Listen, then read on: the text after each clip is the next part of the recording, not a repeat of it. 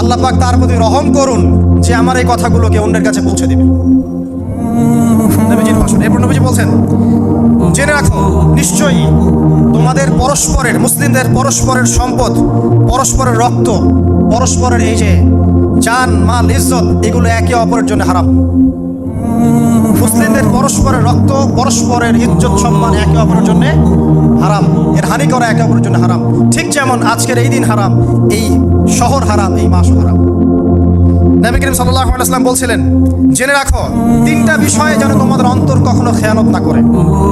তিনটা বিষয়ে তোমাদের অন্তর যেন কখনো খেয়ানত না করে। এক, তোমরা যে কাজটাই করবা শুধু আল্লাহ পাকের সন্তুষ্টির জন্য করবে। তোমরা যে কাজই করবে শুধু আল্লাহর সন্তুষ্টির জন্য করবে। তোমাদের শাসক বর্গের কল্যাণ কামনা করবে। তোমাদের শাসক বর্গের কল্যাণ কামনা করবে। 3 নাম্বার, মুসলিমদের জামাতকে আঁকড়ে ধরে রাখবে। মুসলিমদের ইউনাইটেড কমিউনিটিকে আঁকড়ে ধরে থাকবে। এই তিনটা বিষয় পালনের ক্ষেত্রে তোমাদের অন্তর যেন খেয়ানত না করে।